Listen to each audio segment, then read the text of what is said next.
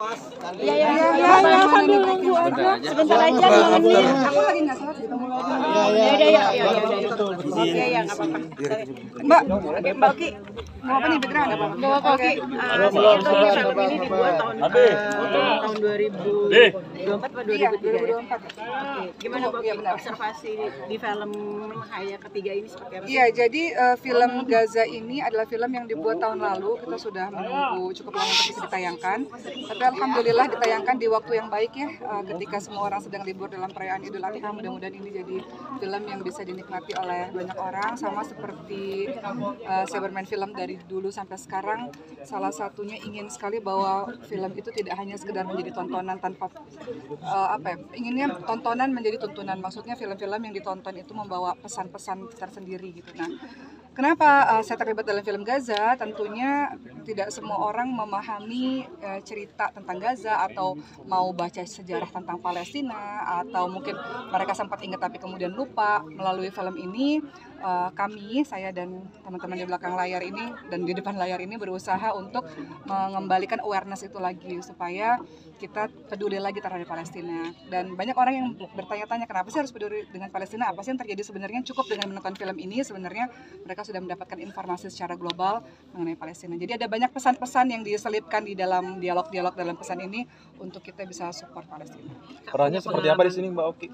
Sebenarnya perannya saya sebagai seorang yang tinggal di panti asuhan yang mengasuh anak-anak seperti itu. Jadi karakternya saya pikir nggak terlalu beda jauh ya dengan karakter-karakter saya di peran-peran sebelumnya. Tapi ya alhamdulillah saya bahagia berada dalam barisan orang-orang yang peduli terhadap Palestina. Kadang-kadang kita ini sebagai orang yang punya lumayan followers kayaknya sedih kalau kita nggak melakukan sesuatu gitu. Kalau kita bisa menggerakkan, kenapa kita nggak bisa melakukan sesuatu supaya orang juga bisa bergerak gitu. Jadi yang saya lakukan pada hari ini adalah bagian dari mengajak orang bergerak untuk peduli terhadap Palestina. Jadi mereka nonton dalam 1,5 jam, ya mudah-mudahan mereka dapat informasi, kemudian akhirnya mereka aware terhadap Palestina. 40% akan disumbangkan seperti apa? Film ini adalah film kemanusiaan yang 40% akan disumbangkan untuk Gaza Palestina. Film ini bukan film berdiri sendiri, kita bekerja sama dengan banyak sekali NGO dan orang-orang di belakang layar yang peduli terhadap Palestina. Kita buat film, menonton berarti bersedekah ya, artinya adalah teman-teman menonton 40% keuntungan untuk Palestina, 60%-nya kita putar lagi untuk bikin film-film kemanusiaan, film-film baik lagi. Kami menyadari betul bahwa film itu bukan hanya sekedar hiburan semata, tapi dalam film itu banyak pesan-pesan terselip yang ingin kita sampaikan kepada penonton. Nah, harapannya film-film Gaza juga seperti itu. Kita nggak bisa bikin film semuanya langsung tentang Gaza 100%, jadi kita selipkan dengan cerita yang dekat dengan masyarakat. Itulah yang teman-teman saksikan. Ceritanya ringan, tapi sebenarnya di dalamnya ada banyak informasi terhadap Gaza. Pesannya apa sih kalau ketika akhirnya Kak Oki bisa main, dan observasi juga nggak sih ketika akhirnya bisa pernah punya pengalaman ke sana? Oh ya, memang beberapa tahun lalu sempat pernah pergi ke Palestina walaupun nggak masuk ke Gaza ya. Tapi pemberitaan Gaza ini kan sebagian orang nggak mau lagi loh melihat atau baca berita tentang Gaza karena terlalu sedih ya. Dan saya juga banyak berkeliling ke berbagai macam negara, mereka sudah melakukan banyak sekali pergerakan gitu. Jadi kayaknya kok sedih kalau ngelihat orang-orang masih diem gitu, nggak bersikap gitu. At least kalaupun tidak berani untuk melakukan segala sesuatu, at least teman-teman yang punya sosial media, sebarkan lagi berita-beritanya supaya berita Palestina ini nggak tenggelam gitu. Karena saat ini saya tinggal di Mesir. Teman-teman tahu saya baru semalam, tengah malam baru sampai ke Indonesia, dan malam ini balik ke Mesir lagi gitu. Saya cuma 1 hari ada di Indonesia untuk premier film ini. Saking saya merasa bahwa film ini sangat penting, dan film ini sudah ditunggu sebenarnya oleh teman-teman di Palestina sana. Trailer ini sudah diputar di beberapa negara termasuk di Mesir oleh para pengungsi-pengungsi Palestina, dan mereka mengatakan terima kasih yang luar biasa karena rakyat Indonesia peduli terhadap Palestina. Salah satunya film ini adalah bukti bahwa kita nggak melupakan Palestina. Ketika punya pengalaman ke Palestina sendiri, seperti apa mungkin suasana ketika pada saat itu Kak Oki terjun langsung ke situ? Ya, saat ini saya tinggal di Mesir. Mesir itu adalah negara yang bersebelahan dengan Palestina, sehingga pengungsi banyak sekali berada di Palestina.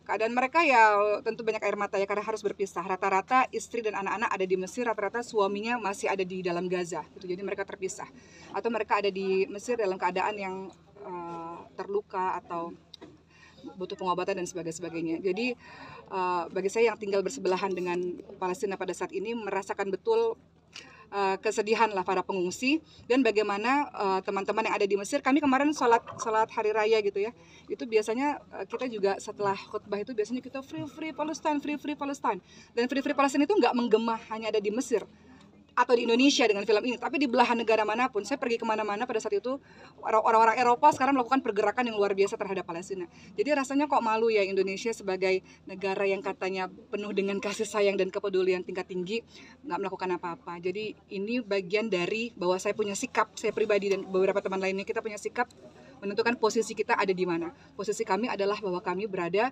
bersama dengan Palestina, seperti itu. Terakhir tahun berapa Mbak Oki sendiri ke Palestina? Saya akan ke Palestina lagi sebenarnya nanti ini 2 minggu lagi saya akan ke Palestina di bulan Juli ya. Di bulan Juli ini saya akan ke Palestina untuk datang lagi. Sebelumnya bersama dengan Ricis dan beberapa teman, Mas Justice, sutradara dan sebagainya, kita pergi beberapa tahun lalu, saya lupa ya, mungkin sekitar 5 tahun yang lalu saya pergi ke sana, dan interaksi kami dengan Palestina bersama dengan para pengungsi Palestina yang sudah tersebar di mana-mana. Termasuk kami sendiri di Indonesia, kita punya guru yang berada dari Gaza, Palestina. Jadi orang-orang Gaza itu sebenarnya ada juga di sini kan, mereka Masya Allah, dan mereka ketika menonton film ini mereka tahu bahwa Indonesia berada dengan Palestina, mereka nggak sendiri. Agendanya berapa? Agendanya bulan Juli yang kakak mau. Bulan Juli nanti kita akan menuju kita tentu saja nggak mungkin ke Gaza ya, tapi kita akan menuju ke Masjidil Aqsa. Saya bersama dengan anak-anak. Anak-anak saya berada juga dalam film ini ya, dan mereka ingin tahu tentang Palestina, dan bagi saya itu sebagian dari salah satu edukasi untuk anak-anak, bahwa anak-anak harus tahu tentang Palestina, harus tahu Masjidil Aqsa itu apa, harus tahu sejarah yang ada di Masjidil Aqsa itu apa, harus tahu kenapa peduli terhadap Palestina, kenapa harus jaga Masjidil Aqsa. Jadi ketika ada kesempatan rezeki untuk bisa pergi ke sana, apapun yang didengar oleh anak-anak mereka harus lihat secara langsung, terutama Masjidil Aqsa, karena kita nggak bisa pergi ke Gaza tentunya. Anak-anak harus paham. Ketika kita paham, kita akan mau untuk memiliki kepedulian dan bergerak. Kalau nggak paham, nggak akan peduli dan nggak akan bergerak. Anak sendiri baru pertama kali Mbak Oki ke Palestina. Kenapa? Anak-anak baru pertama kali ke Palestina. Anak-anak baru pertama kali ke Palestina. Saya katakan Mariam, nama anak saya pertama adalah Mariam. Mariam ini adalah tempat. Mereka anak-anak sudah tahu tentang cerita Palestina, sejarah tentang Palestina dan sebagian dari zaman dulu sampai sekarang. Sehingga ini saatnya bagi saya untuk menunjukkan pada anak-anak, ini loh nak tempat-tempatnya. Ini loh. Mereka mengatakan, oh takut ada tentara Israel di sana. Di Palestina, di Masjid Al-Aqsa memang ada tentara Israel. Memang ada yang berjaga-jaga, memang ada. Tapi tentu tidak ada perang di situ ya, tidak ada pemboman di sana. Tapi saya rasa penting untuk bawa anak-anak, karena anak main film ini kan akhirnya jadi lebih tahu tentang Palestina. Jadi bagi saya punya agenda untuk mengajak anak-anak ke Masjidil Aqsa untuk mereka lihat sendiri dan mereka jadi semakin paham. Kalau mereka paham, mereka peduli. Kalau mereka peduli, kelak ketika mereka semakin besar, mereka bisa bergerak untuk ngajak teman-teman lainnya peduli terhadap Palestina. Kenapa orang diam? Karena orang nggak tahu tentang Palestina. Oke, akan ada kolaborasi dengan Zaskia Meka juga nggak akan beliau? Iya, kemarin Zaskia Meka ke Mesir, ya. Kemudian sempat mau ketemu, tapi karena beliau agendanya padat, jadi belum bisa ketemu. Tapi Masya Allah sekarang udah banyak banget teman-teman public figure yang udah speak up terhadap Palestina. Memang agak susah ya, karena susah untuk public figure, nggak semua public figure mau untuk bersuara terhadap Palestina karena nanti akan terganggu pekerjaannya gitu. Jadi memang ini pilihan dan itu masing-masing punya hak terhadap pilihan mereka masing-masing. Tapi untuk saya dan beberapa teman, kami memilih untuk berada dalam posisi yang jelas bahwa kami berada bersama dengan Palestina. Bukan hanya kami sebagai seorang muslim, tidak, tapi saya rasa semua manusia yang mengikuti pemberitaan tersebut paling tidak bisa bersikap lah gitu dengan hati nuraninya, mana yang kira-kira mereka bisa support, mana yang kira-kira mereka tidak support, seperti itu. Tapi Ustazah merasakan nggak Ustazah ketika teman-teman takut karena takut di-ban dari brand atau apa segala macam, Ustazah merasakan atau justru malah sebaliknya? Semua orang punya pilihannya masing-masing gitu ya. Ketika seseorang berdiri untuk Palestina, nggak hanya di Indonesia, di belahan negara manapun, itu akan terganggu beberapa jenis pekerjaannya mereka gitu.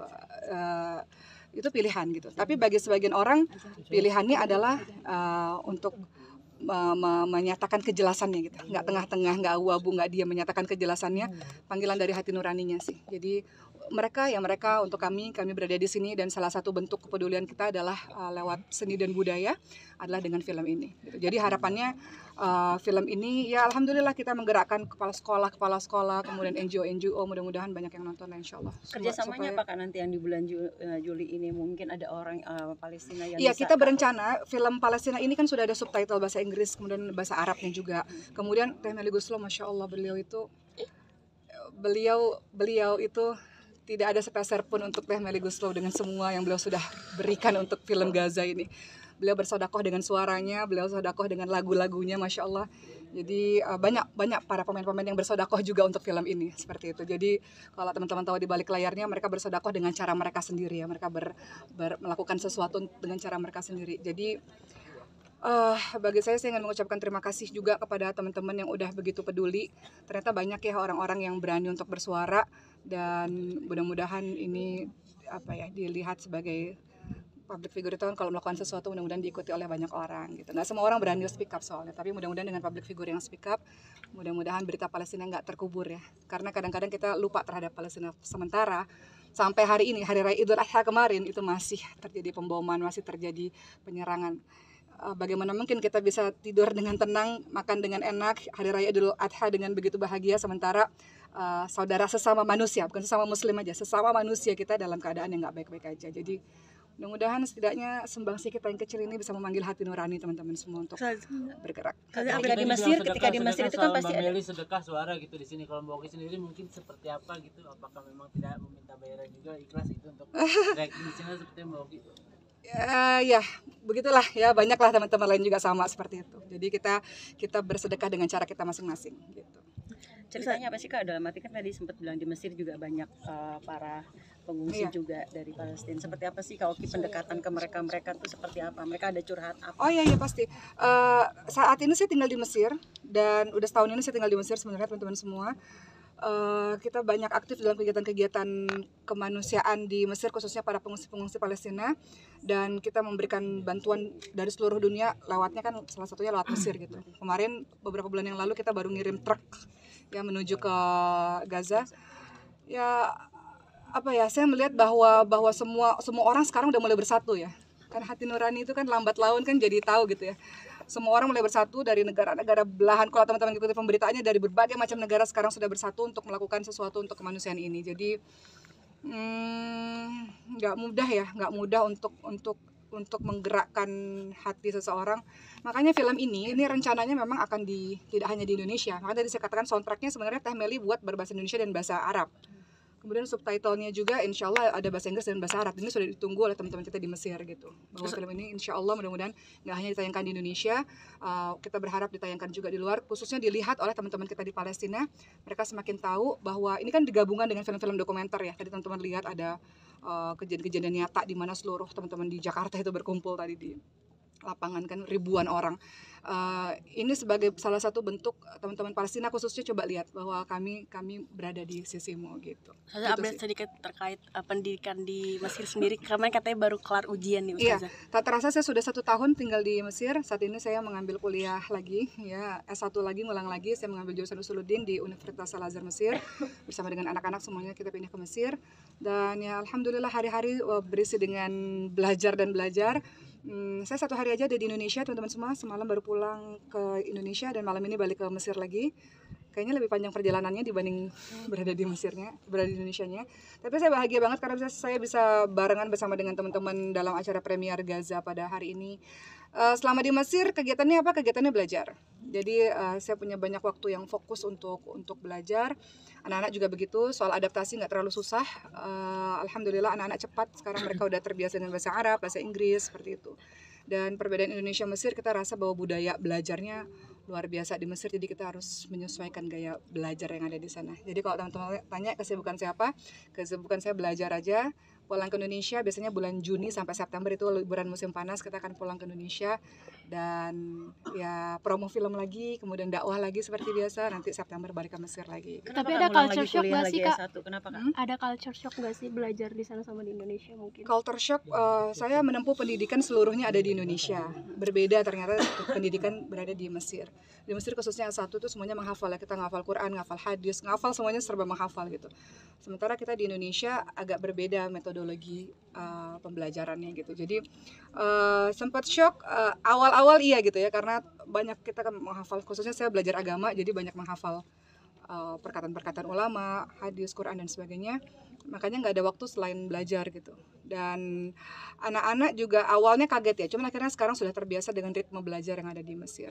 Culture shock mungkin secara budaya aja, orang-orang Mesir memang memang tough ya, orang-orangnya agak lebih bersuara lebih tinggi. Orang-orang Indonesia di Mesir itu terkenal sebagai orang-orang yang lemah lembut, adem ayem, sopan santun, baik hati. Itu orang-orang Indonesia tuh terkenalnya dengan karakter yang orang-orang yang sabar gitu.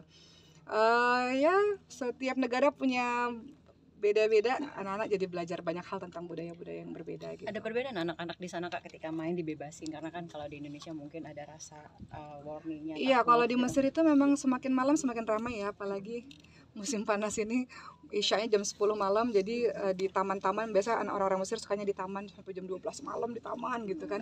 Dan kita libur 4 bulan biasanya, kalau di Mesir itu kita belajar sebentar, habis itu libur musim panas 4 bulan. Jadi secara anak-anak senang di sana karena ya rame terus dan aman. Kalau kita jalan di malam hari aman gitu. Dengan Koki kabarnya juga kalau mau dari rumah ke kampus juga jalan lebih Iya. jauh. Itu gimana Koki? Ya jalan Jaraknya jauh kaki atau naik angkot gitu ya. Ya alhamdulillah senang sih, maksudnya saya udah belasan tahun nggak mengalami itu gitu. Maksudnya saya nggak di Indonesia selama belasan tahun ini kemana-mana naik mobil gitu kan. Di sana ya naik angkot lagi, kemudian jalan kaki lagi, dan bisa kemana-mana. Anak-anak lebih seneng di sana katanya. Kalau di sini enak, bebas gitu maksudnya ya. Kalau di sini kan mungkin sebagian teman-teman berfoto dan sebagainya, sehingga anak-anak merasa mana foto-foto terus gitu. Tapi ketika di Mesir anak-anak ngerasa bebas, dan anak-anak ngerasa umahnya lebih full ketika berada di Mesir bersama dengan mereka gitu. Menjadi ibu juga dan menjadi pelajar juga seperti apa sih? Iya benar. Jadi waktu saya pulang dari Mesir ke sini, ketika saya naik pesawat, saya ngerasa kayak punya dua kehidupan gitu. Kehidupan di Mesir, saya sebagai seorang pelajar murni bersama dengan anak-anak, seorang ibu dan pelajar. Balik ke sini ya balik dengan kesibukan dan cahaya-cahaya kamera dari teman-teman semua. Jadi saya ngerasa kehidupan saya kayak ada dua gitu. Jadi ya alhamdulillah, bahagialah, senanglah. Idul Adha di Mesir gimana tuh Kak? Idul Adha di Mesir kita juga ada pesantren juga kan, jadi bersama dengan santri-santri juga sholat Idul Adha bersama dengan santri-santri. Oh ya, kemarin saya sempat main film juga, film Mesir. Jadi ternyata itu berdampak kepada beberapa orang, jadi kenal saya beberapa orang Mesir gitu. Jadi kadang-kadang saya ada yang minta foto juga nih di Mesir nih gara-gara film yang kemarin gitu. Jadi ya dinikmati aja. Sekarang sih saya lebih banyak dengan bersama dengan anak-anak dan belajar aja. Ketika balik ke Indonesia ya kembali beraktivitas seperti ini. Berapa tahun lagi Kak mungkin? Berapa tahun lagi? Yang jelas kuliahnya 4 tahun, saya sudah menjalankan 1 tahun. Tapi saya berencana untuk melanjutkan kembali sekolah berikutnya. Jadi ya. Tapi kalau suami sendiri gimana? Komplain nggak? LDR berarti kan? Iya, suami pulang pergi sebulan sekali gitu. Kayak sekarang saya 1 hari di sini, balik lagi ke Mesir. Jadi ya sekarang udah ada, insya Allah, mudah-mudahan mohon doanya semoga banyak ada rezeki biar bisa bolak-balik Indonesia. Untuk ibu sendiri gimana Kak? Oh ya, untuk ibu dan Sulaiman memang ini agak PR juga karena Sulaiman harus berbahasa Indonesia. Jadi sampai hari ini memang Sulaiman kita masukkan ke sekolah berbahasa Indonesia di Mesir karena Sulaiman kan masih harus bicara bahasa Indonesianya dengan baik, masih belum lancar. Dan Sulaiman memang setiap 3 bulan sekali harus pulang karena dia harus melakukan pemeriksaan rutin dengan seluruh dokter-dokternya. Nanti kita semua akan pulang di akhir Juli, seluruh keluarga akan pulang kembali ke Indonesia dan pengobatan Sulaiman dilanjutkan, terapi Sulaiman dilanjutkan, seperti itu. Kesehatannya sendiri seperti apa Kak Sulaiman? Sulaiman dalam keadaan sehat alhamdulillah, tapi kami kesulitan untuk mencari terapi bicara karena semuanya berbahasa Arab atau berbahasa Inggris. Sementara Sulaiman masih harus berbahasa Indonesia. Jadi untuk Sulaiman, sekarang Sulaiman semua keluarga sekarang ada di Mesir, anak-anak semuanya di Mesir. Tapi insya Allah bulan Juli akan pulang semuanya ke Indonesia di musim liburan, musim panas ini. Kita akan kembali ke Indonesia di setiap musim panas saja insya Allah. Makasih. Terima kasih. Foto dulu.